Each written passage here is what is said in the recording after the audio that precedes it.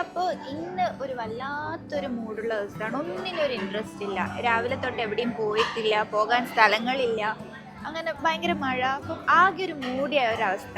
അപ്പോൾ പുറത്തിറങ്ങി കണ്ട സാധനങ്ങളൊക്കെ തിന്നാന്ന് വിചാരിച്ചിട്ട് ഞാൻ വീണ്ടും കോപ്പ കിച്ചൺ. ഞങ്ങൾക്ക് അടുത്ത് കോപ്പ കിച്ചൺ ഓലനൊക്കെയാണ്. അപ്പോൾ ഇപ്പോൾ ട്രഡീഷണൽ തിന്നാനല്ല, കുറച്ച് വെസ്റ്റേൺ തിന്നണം. സോ കോപ്പ കിച്ചണിൽ വന്നിട്ട് സ്റ്റാർട്ടറായിട്ട് ഒരു സൂപ്പ് തുടങ്ങാമെന്ന് വെച്ചു. ബാക്കി നോക്കട്ടെ.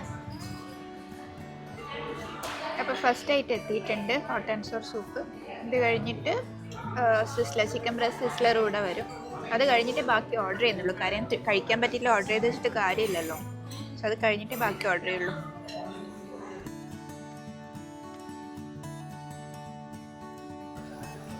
അപ്പം നമ്മുടെ സിസ്ലർ എത്തിയിട്ടുണ്ട്.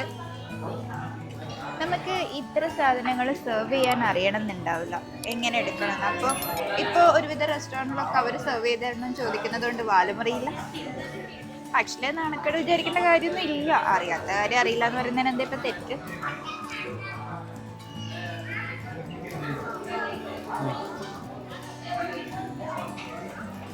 ഈ റൈസ് എനിക്ക് അത്ര ഇഷ്ടമായില്ല.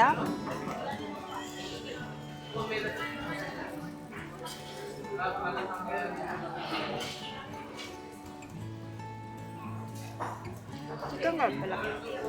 പക്ഷെ നമ്മൾ പ്രാദേശിക കഴിച്ച അത്ര കൂടെയല്ല.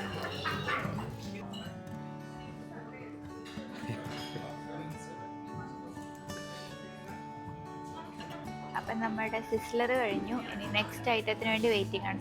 എന്താണെന്നറിയില്ല, ഇന്ന് സാധാരണയിലധികമായി എനിക്ക് ഫുഡ് അകത്ത് പോകുന്നുണ്ട്. അല്ലേ ഇതോടുകൂടെ എൻ്റെ ലിമിറ്റ് കഴിയും. പക്ഷെ ഭയങ്കരമായി ഫുഡ് പോകുന്നുണ്ട്.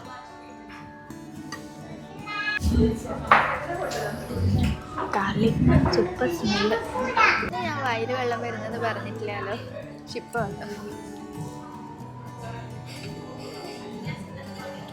കൊള്ളാം.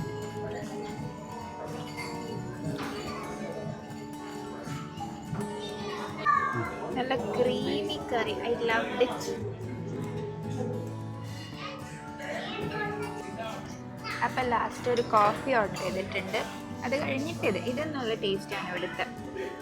പിന്നെ കമ്പാരിറ്റീവ്ലി ഡെസേർട്ട്സിൽ പൈസ കുറവ് ഇതാണ്.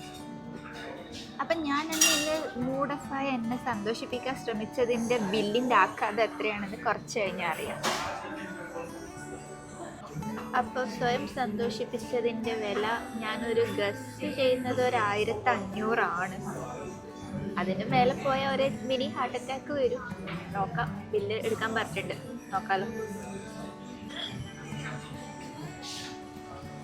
1127 എക്സ്പെക്ട് ചെയ്തതിന് കുറവാണ്. So okay.